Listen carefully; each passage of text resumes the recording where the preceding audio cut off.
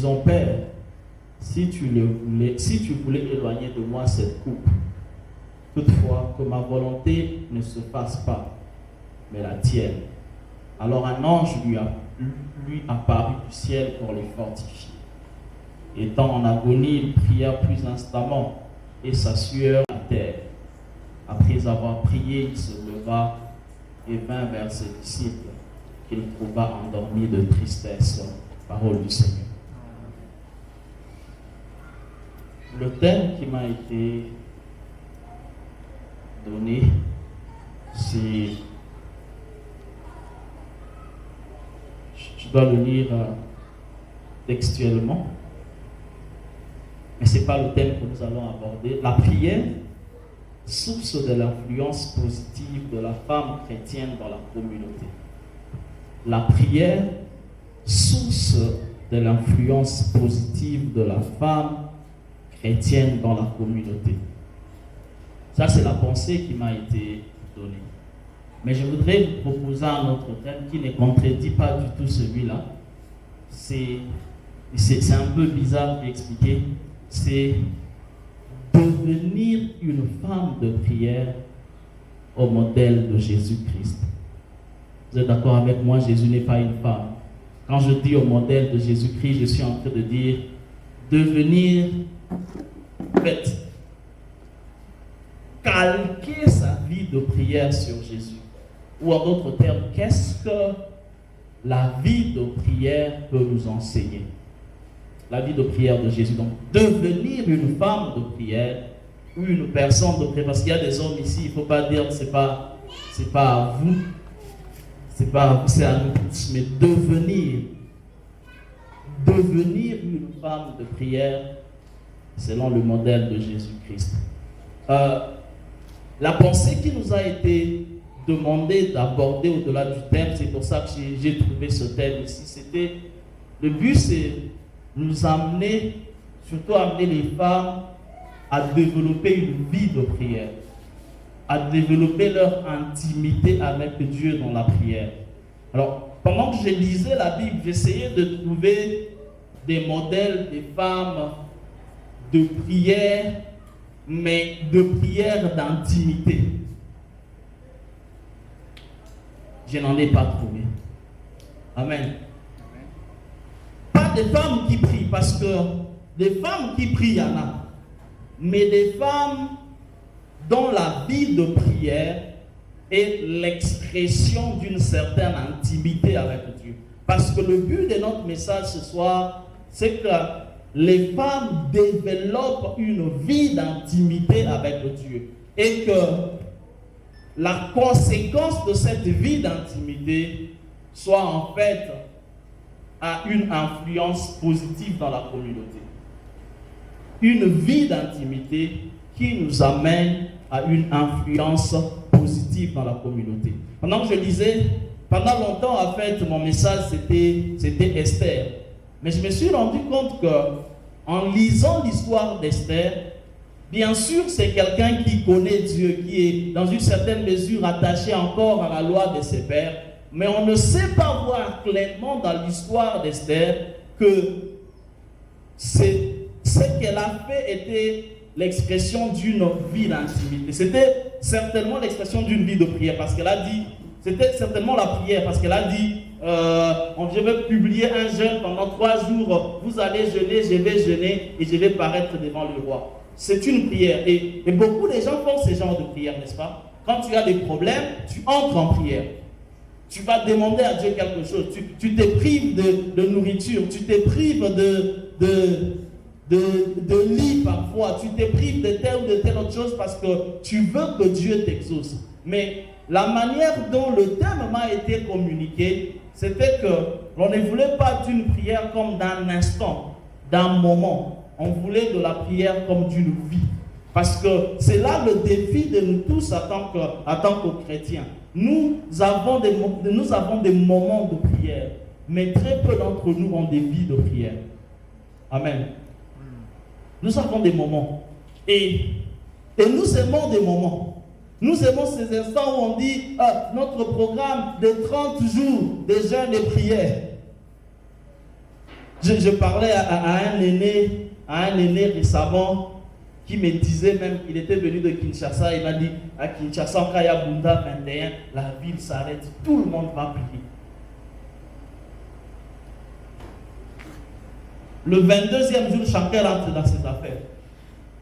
Mais pendant 21 jours, tout le monde est engagé dans la prière. Et je pense que ce n'est pas ça l'intention du thème. L'intention du thème, ce n'est pas que nous devenions des femmes de prière, des instants, des moments, des rendez-vous de prière. Le but, c'est que nous devenions des femmes de prière qui vivent l'intimité avec Dieu dans la prière. Amen.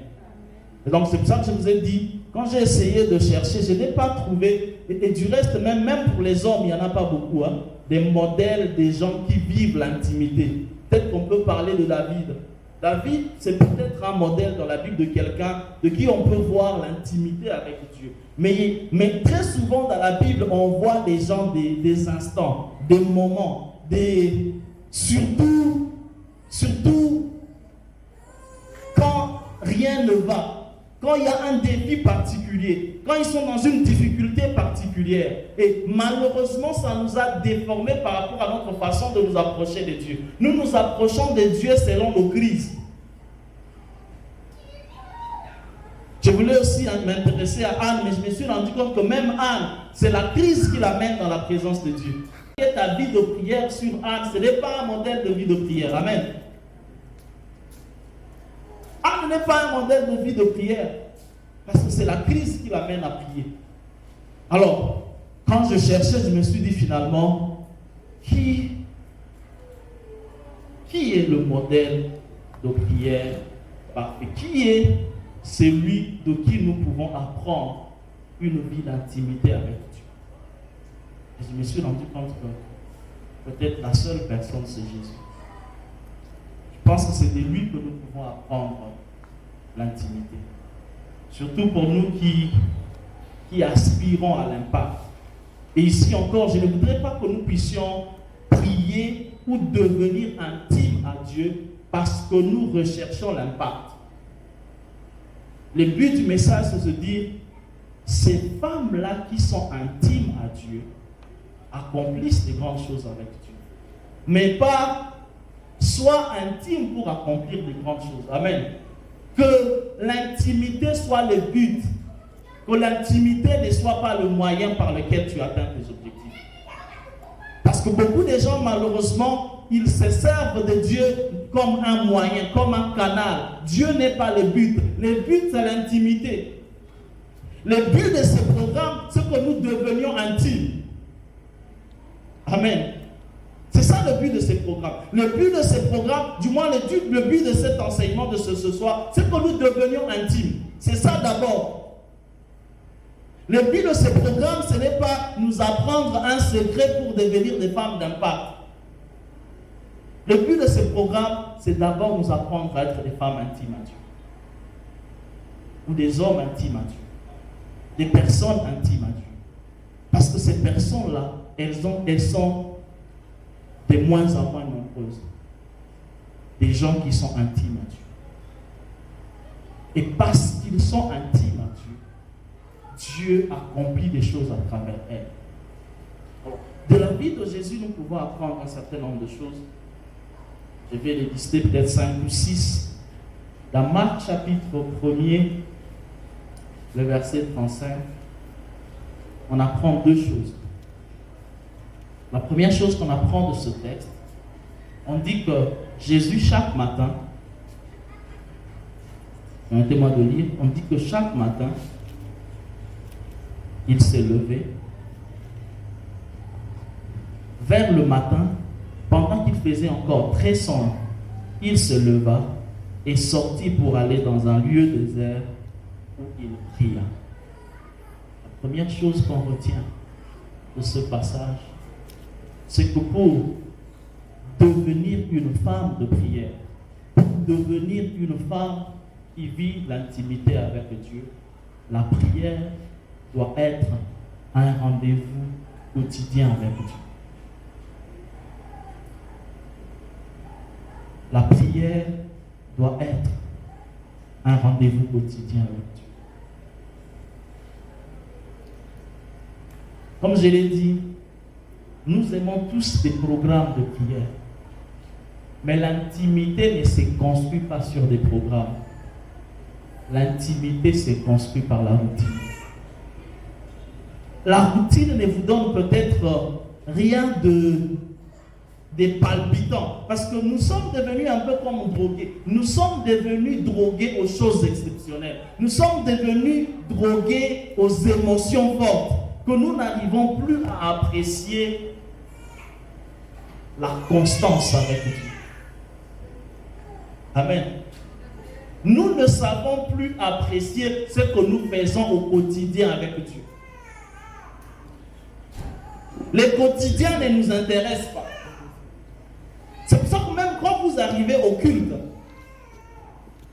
même dans le culte malheureusement, nous voulons que chaque culte soit extraordinaire. Amen. Amen. Aucune relation spirituelle stable avec Dieu ne se construit sur l'extraordinaire. Et si nous n'avons pas encore appris à apprécier le Dieu de la routine, nous ne sommes pas encore suffisamment ancrés dans les choses de Dieu. La force de notre relation avec Dieu, c'est la qualité de notre routine avec lui. Une femme intime à Dieu, c'est une femme qui rencontre Dieu dans son quotidien.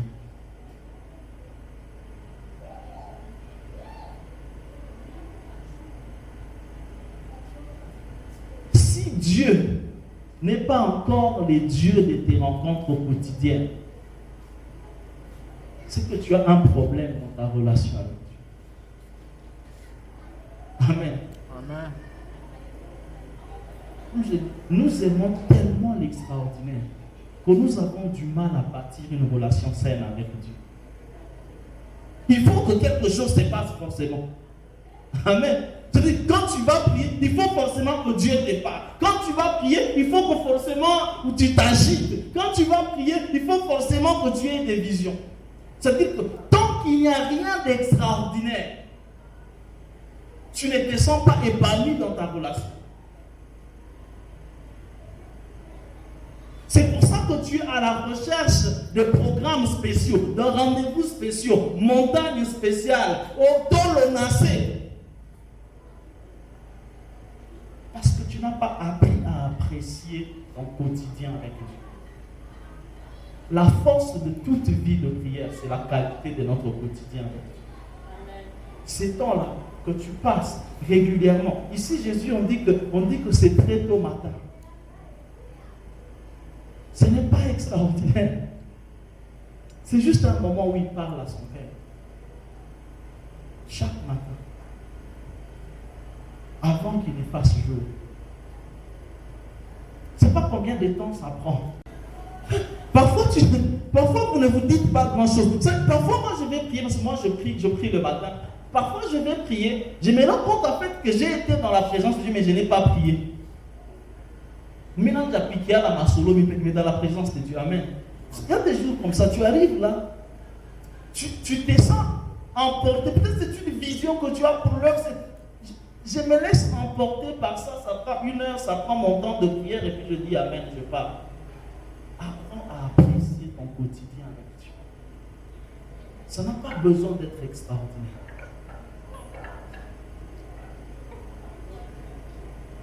Et pour apprécier ton quotidien, il faut avoir ton quotidien avec Dieu. Amen. Amen. Il faut avoir ton quotidien avec Dieu.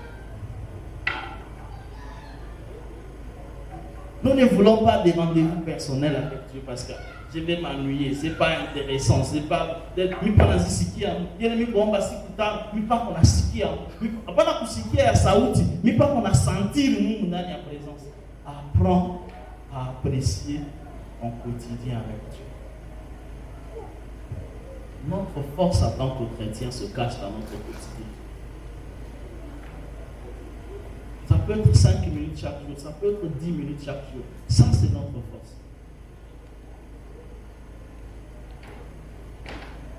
Les gens qui font des grandes choses avec Dieu Ce sont des gens qui ont appris ça. Je lisais l'histoire de John Wesley. Et John Wesley, on raconte, lui-même dans sa biographie, il racontait que, je pense que c'était à 3 heures du matin qu'il s'est levé chaque jour. Il s'est levé à 3 heures, il priait de 3 heures à 5 heures du matin, chaque jour. Il n'avait pas de montée de 30 jours. Il n'avait pas de 40 jours de... Il avait juste un rendez-vous quotidien avec Dieu. Que tous les autres à côté viennent se construire sur ces quotidiens avec Dieu.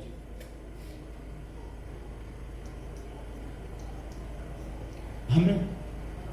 Que tous les autres, que ça soit 40 jours, que ça soit le programme de l'église, que ça soit le programme, si tu n'as pas un quotidien fort avec Dieu, tu n'es pas en train de bâtir une vie d'intimité.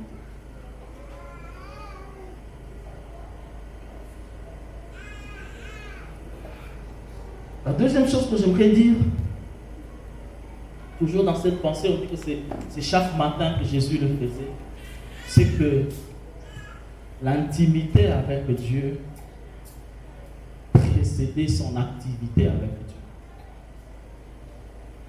Avant, où l'intimité avec Dieu précédait son ministère pour Dieu. Toujours. Toujours. Avant d'aller servir Dieu, il prenait le temps de passer du temps avec Dieu. Les gens l'ont dit, je vais répéter encore plus ou moins la phrase.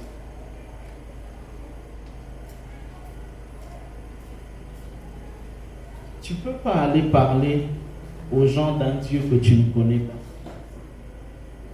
Un Dieu avec lequel tu ne vis pas. Amen.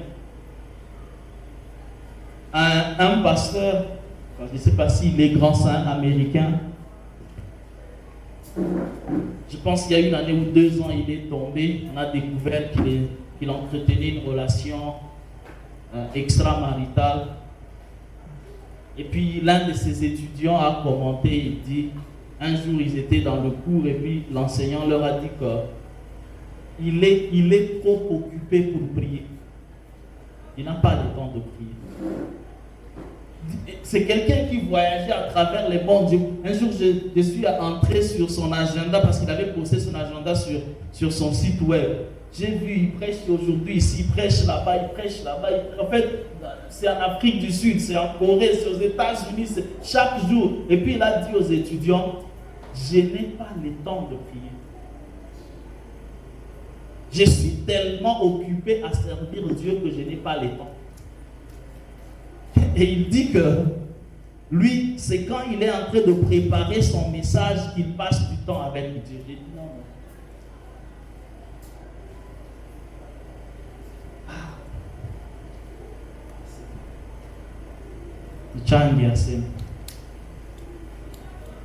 Amen. Ton intimité avec Dieu précède ton activité pour Dieu. L'impact ne se cache pas dans la quantité d'activité, mais dans la qualité de l'intimité.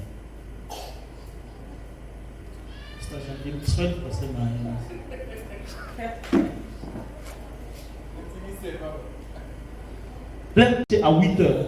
Il ne prend pas le temps de sa dévotion pour préparer son message.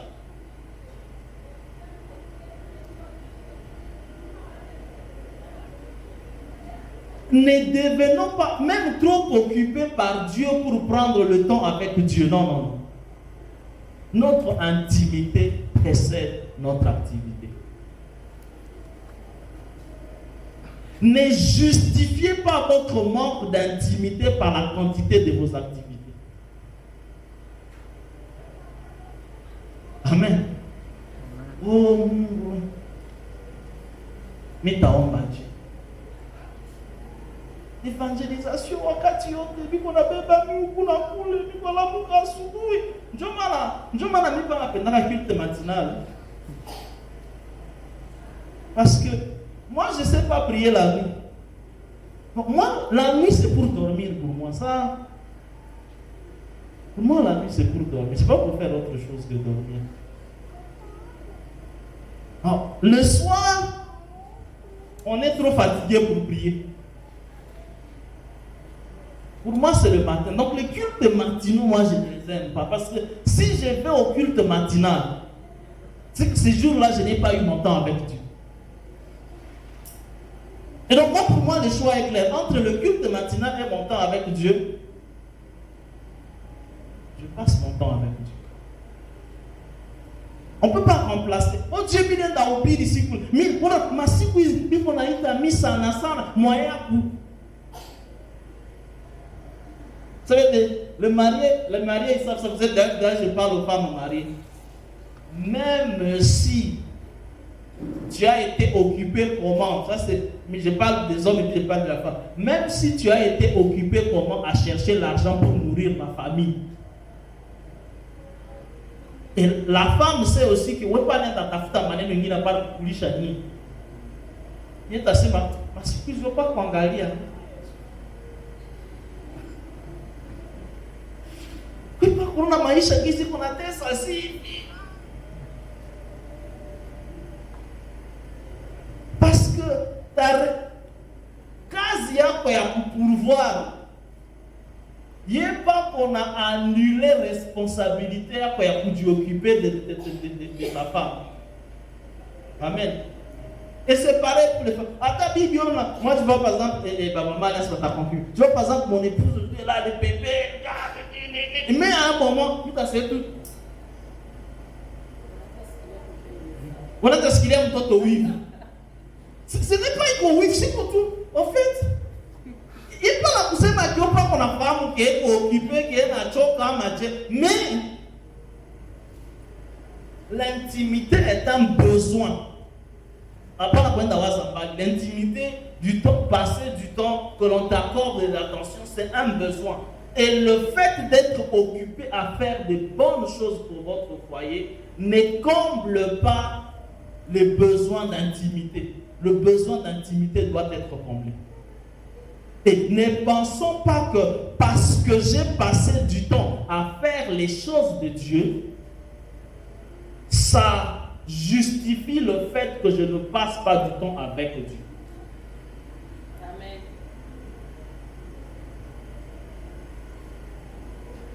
Un ami m'a dit, il y a quelques années, il a dit qu'il était à l'époque aux États-Unis et il étudiait, il faisait sa maîtrise et puis très occupé de grandes réflexions pour l'église, il faisait la théologie. Et puis, prophétesse moi du Congo l'a appelé appel normal. C'est il y a longtemps, c'est vers 2015. On a été appel normal. Mungu nasema mawazo wako yote lijua kazi yake kwa mzuri. Unaona sahau yeye.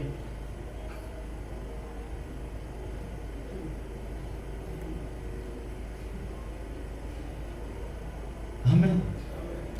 C'est la sahau yeye. L'intimité précède l'activité.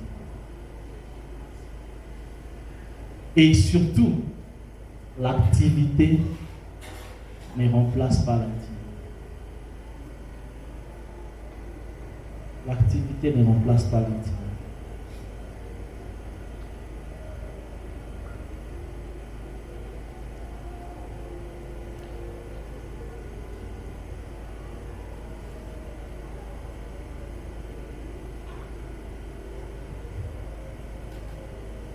Le deuxième texte qu'on a lu, c'est Luc chapitre 5.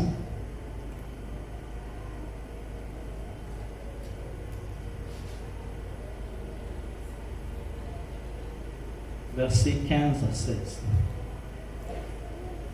Sa renommée se répandait de plus en plus et les gens venaient en foule pour l'attendre et pour être guéris par lui.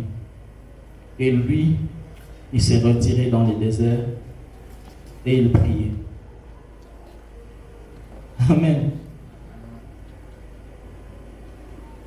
Moi, à la place de Jésus, je ne me retire pas. Moi, à la place de Jésus, je m'arrête. On dit sa renommée se répandait de plus en plus. Donc, Jina Yesu, Yesu n'a pas quoi célèbre. Mais la Bible dit, pendant ces temps, Jésus se retire dans les déserts. Et nous sommes en train de parler des femmes d'impact. Des femmes qui ont un impact positif. Qu'est-ce que nous apprenons dans la vie de Jésus? Que la prière, c'est un refuge pour éviter de devenir trop important à ses propres yeux. La prière, c'est comme un antidote. Quand tout le monde trouve que vous êtes extraordinaire, quand vous accomplissez les choses que les autres n'accomplissent pas, quand vous êtes de plus en plus célèbre, de plus en plus adulé, réfugiez-vous dans la prière. Quand il a vu ça, quand il a vu la renommée, les gens l'attendaient de partout, il guérissait partout. Mais la Bible dit pendant ce temps, il se retire dans le désert et il va prier. Il va passer du temps avec Dieu. Je peux pour dire à Dieu, rien n'est plus important pour moi que ta présence. Rien n'est plus important pour moi que ton approbation. Je préfère quoi? Je préfère que toi tu m'épargnes. Je préfère, si je dois attendre les bonnes choses, qu'elles viennent de toi. Que je me remplisse de toi. Que je me remplisse de ta pensée à toi. Que je me remplisse de tes intentions à toi. Parce que les gens sont flatteurs. Les gens risquent de m'amener à m'éloigner de toi, à ignorer qui je suis vraiment. Vous savez, parfois quand vous devenez trop célèbre, vous commencez à vous regarder avec les yeux des autres. Vous ne savez plus vous voir pour qui vous êtes vraiment. On vous dit, on a dit quoi, prêtre? En fait, attends, on a eu une faiblesse pour moi. Bon, parce qu'on a des prêtres. Où est-ce qu'on a vu les prêtres? Amen. Parce qu'en fait, moi je dis toujours aux gens, on peut avoir une ou deux qualités exceptionnelles, mais dans le fait, on est tous très banals. En fait, on peut avoir une ou deux qualités extraordinaires, mais dans le fait, nous sommes totalement ordinaires. Mais les gens qui nous adulent, qui nous acclament, ils nous acclament pour nos qualités. Mais nous ne sommes pas nos qualités. Nos qualités, c'est ce que nous avons. Nous sommes beaucoup plus que ça. Et parfois, on est tellement acclamés qu'on commence à penser que nous sommes devenus nos qualités.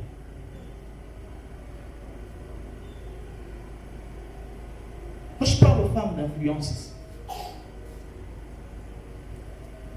maintenant, on star. Nous parlons de où est-ce qu'on a un star?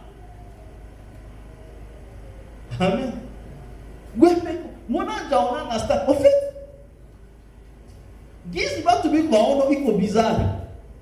Mais si cuisine, tu as mis quoi tout. Mais si cuisine, mais ça n'a rien pour te mettre dans mon goût. En fait, la vérité, oui. Mais pas dans la franga que nous avons gardé. Ça, c'est un fait. Mais ça, c'est comme si ndani ya macho ya watu mwayo bananjaona mimi nafana mtu mwana pasha kuwa na gari. Sasa mimi peke mimi nanjaona sa mtu mwana misha kwa ifo mimi kuwa na gari mimi bado kuwa na. Mimi najasikia haya kutokuwa na gari. Alors que j'ai aucune raison d'avoir honte de ne pas avoir de véhicule. Qui je dois à qui d'avoir de véhicule? Wakati niko naona qualité ya Porsche, msemi kuna Porsche yangu nafanana bati mapana site baba loko mbaka gari. Mais tellement que batu bananja fahamisha mimi que il faut mi kwa na gari. Mimi vile nanja kwa convaincu que il faut mi kwa na gari. Mimi nanja teseka pas parce que en fait kutemia na mkulu yepa kona tesa mi après dire. Nye kuna tesa milo na iko napatisa mi haya masiku hizi. Iko mambo batu banasa waza kifo mi kuwa na gari. Mimi vile nanja kwa d'accord na babo kifo mi kuwa na gari. Alors que je ne dois à personne le véhicule.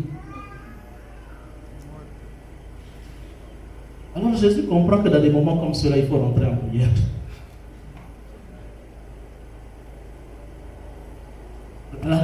Parce que la renommée peut te perdre. C'est tout qu'on a besoin. Les femmes qui doivent avoir l'influence. Non, il ne faut pas la femme et tout moi. Il faut avoir de l'influence. Mais quand ça commence à monter, rentre dans la présence de Dieu. Dis à part.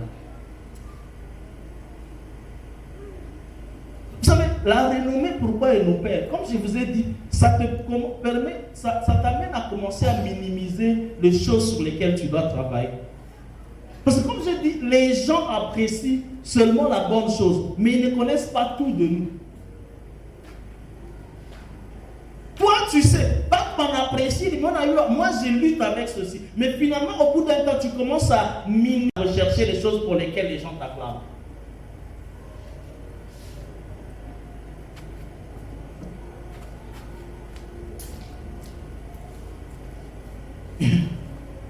Jésus nous apprend que quand la renommée monte, on doit revenir au pied du Père.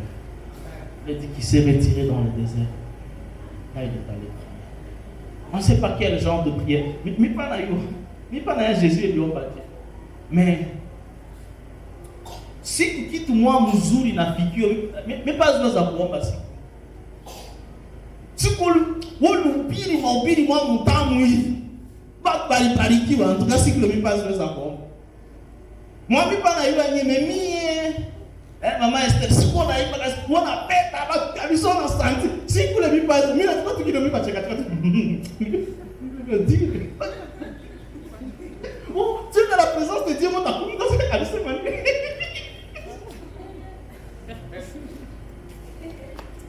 Mais pas la vie est moindre. Lundi, il est lundi, il est. Je suis allé voir un aîné dans la voie, un pasteur ici de Bouni. Pasteur nous a bien joué en moufo. Pasteur nous a bien. Ah, t'as pas mis qu'à côté, il y a bien moi, il y a putain, daddy. Si vous voulez, mon tchana musulman, vous n'avez pas de cacher tout pour les. C'est ça. Nous n'avons pas parlé, Chami, qui est ça exagéré comme Bibiam, nous avons ça, nous avons maintenant laissé en l'air. Bata, Pémi. Amen. Dieu a créé pour nous dire en dernier. Si tu es dans la prière, Dieu te regarde, Dieu te ramène, Dieu te met tout en perspective. Mais le problème, c'est que quand on est comme ça, on n'est pas disposé à prier. On veut entendre encore, on veut se nourrir encore de ça. Ça fait du bien. Mais les poneches, voilà, peut-être que tu as poneche, ça va te dire. Moi, ça comme tu as un miracle déjà. Pourquoi tu as fait ta phase de combien? Oui, tu es dans le programme. Parce que c'est terrible, oui, terrible.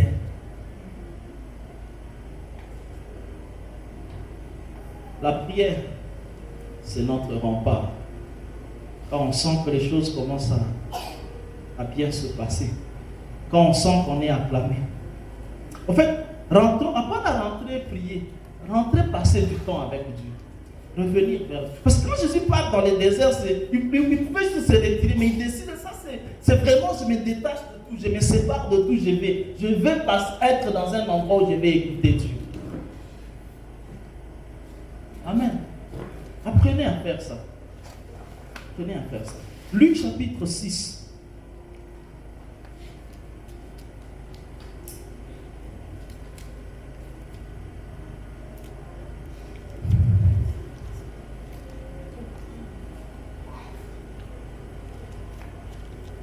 Versets 12 et 13. En ces temps-là, Luc 6, versets 12 et 13. En ces temps-là, Jésus se rendait sur la montagne pour prier et il passa toute la nuit à prier Dieu. Quand les jours parurent, il appela ses disciples et il en choisit 12 auxquels il donna le nom d'apôtres. Une femme de prière, une femme qui vit l'activité avec Dieu, passe du temps avec Dieu avant chaque grande décision. Avant de prendre chaque grande décision. Ici, ça peut paraître banal. Jésus connaît ces gens, les 72, il a marché avec eux. Mais pour faire le choix, et puis tu vois, Jésus est Dieu, il connaît tout. Je te dis qu'avant de choisir les 12, il a passé toute une nuit à la montagne en train de prier. Si je ne suis pas en train de dire forcément que mais le temps que tu passes dans la prière, Dieu aligne ta pensée à sa volonté. Et Dieu organise les choses en ta faveur.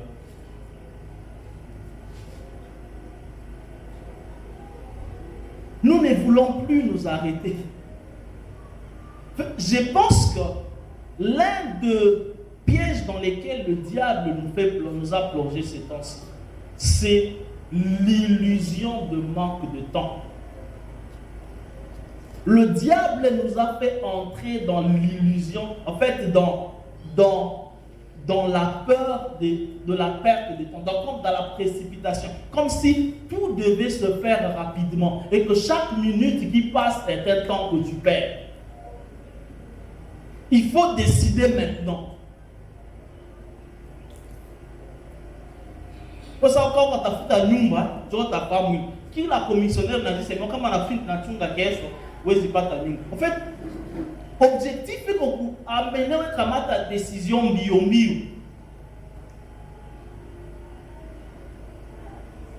Comme j'ai dit, l'un des pièges dans lesquels le diable nous a plongé dans notre temps, c'est l'illusion du manque de temps. On nous fait croire qu'on n'a pas le temps. Et comme on sait qu'on n'a pas le temps, on veut prendre des décisions sans réfléchir, sans s'arrêter. C'est pour ça qu'on ne sait plus prier. Parce que prier, c'est perdre du temps.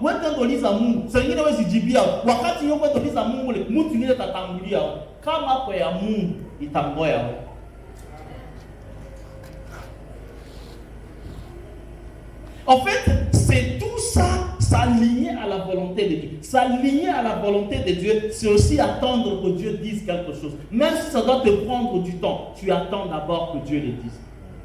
Que tu attends d'abord d'en avoir parlé à Dieu.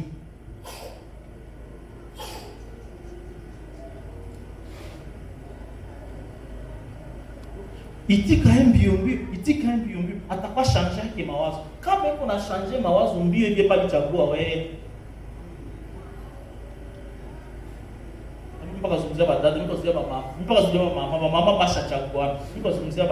Quand même on n'a pas changé mawazo que biombu et pas du chagua. Parce que comment expliquer quelqu'un qui veut se marier? On a semé à l'été une semaine, on a semé une semaine pour mille. Quelqu'un qui veut se marier avec toi, tu lui demandes un mois pour réfléchir. Il te dit qu'un mois c'est beau. Il n'a pas encore décidé de passer l'éternité avec toi. Il veut passer la vie avec toi. Il n'est pas prêt à attendre un mois que tu réfléchisses. Amen. Non. Ma soeur, quand elle a point d'apprendre à lire, il ne veut pas attendre un mois. Donc, parce que toi, tu supposes qu'avant de venir, il a eu le temps de réfléchir, n'est-ce pas? Il a eu le temps de délibérer. Et il a été convaincu que de toutes les filles qu'il connaît, toi, tu es celle qu'il lui faut. Il n'est pas prêt à se battre pour toi pendant un mois.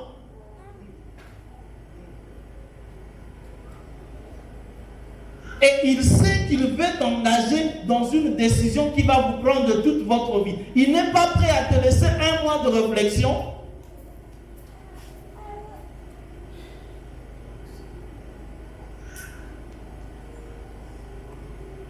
J'ai suivi, c'est cette semaine, la semaine passée, j'ai vu un, je ne sais pas si grand ça peut dire, mais c'est un chantre quand même de l'Éternel, ici en herbe, ici. J'ai vu apparemment qu'il s'était marié au mois d'avril de l'année passée. Il a divorcé, tout au janvier. Il a divorcé déjà.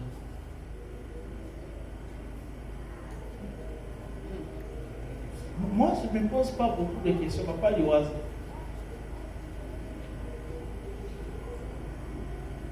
Donc ça veut dire, avant de prendre des décisions, arrêtez-vous.